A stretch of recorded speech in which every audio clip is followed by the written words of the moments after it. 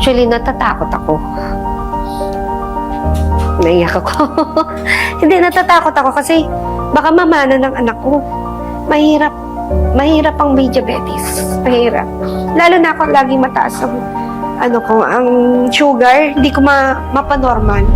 I was diagnosed for hyperlipidemia. Yung mataas ang cholesterol, mataas ang lipid profile. Kinabukasan nagpa-blood chem ako. And then, nakita namin talagang totoo. During my chemo, I had to pause because my liver enzymes would shoot up 5 times the normal levels because of how strong the medication Nagsimula was. talaga itong gout ko at the age of 30s. Nasa Africa na ako that time sa Juba, South Sudan. Isa akong former OFW. Ang taas na nagnat niya from 39.5, 39.9. Hindi pa namin alam na dengue yon. Nung kinunan siya ng dugo, platelets na lang niya is 16. Oo, walang gamot sa acid reflux ko eh. Kasi yun nga dahil allergic ako sa antibiotic, allergic ako sa mga gamot, no? Nung time na na-stroke ako, grabe. Parang inisip ko na wala na akong sin. Sabi nung doktor, trigger daw yung vaccine thyroid ko. Kaya ang una pa lang naaapektuhan is ang puso. 2019, na-diagnose po ako ng breast cancer. That time, wala po akong naramdaman. Nakapako lang yung sarili ko, parang buto ng santol kalaki. Yun yung feel ko. Naging curious ako bakit may ganun.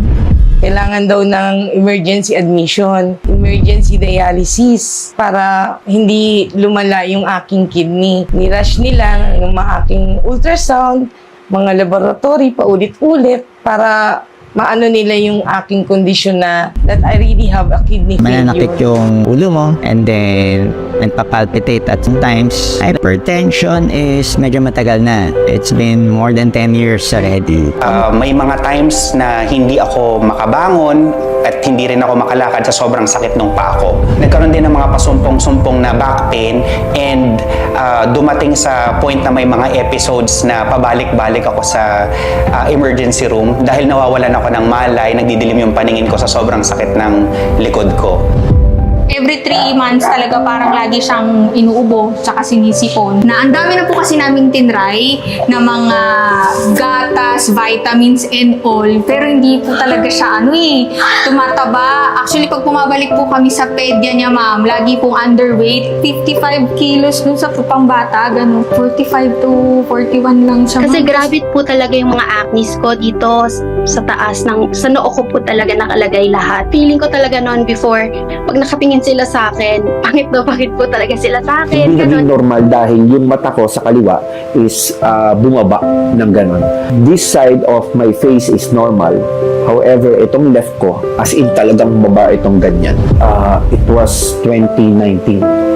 Nung time na na-diagnose ako na nagkaroon ako ng Bell's palsy. Hindi na mga tuhod ko. Wala, okay na okay. Pag alam mo wala nang laman yung tiyan mo, tapos nag-grind na, biglang parang merong acid na umaakit sa throat mo. So, sa barley, wala akong naramdaman. Psoriasis has lessened since I started taking it for more than I think it's about 3 weeks. My goodness, I have so many health issues right now. Given my age, believe it or not, you don't have to wait till you're a senior citizen to experience health or medical issues.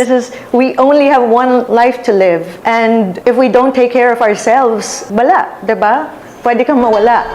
Isang beses naglalakad ako, nakita ng aming ng ka-churchmate ko, sabi niya, "Kuya ma'am, ano yung nasa ulo mo?" Akala ko nung una, nagupit lang ng barbero, tapos nagulat ako after 2 months, I think that was August last year. Pagdating ng October, ang laki niya na, nagulat ako, tapos para na siyang malaking puta sa ulo ko, tapos may alopecia na pala to. Then nagtry ako October ng JC Organic Barley Juice. Sabi ko, subukan ko kung ganun talaga ka-effective yung JC Organic Barley Juice. Talaga, wala akong ibang pinahid, wala akong ibang ininom, hindi ako nagpunta sa doktor. Talagang JC Organic Barley Juice lang. Then, pagdating ng January 2024, pag-picture ko sa ulo ko, tumutubo na yung buhok ko. Then, February this year, halos madami na siya. Cancer was my biggest fear. Now, finally, I can say I am a cancer survivor. I have a problem with constipation. And guys, sorry, pero pangit talaga pakinggan, pero nakatulong na siya.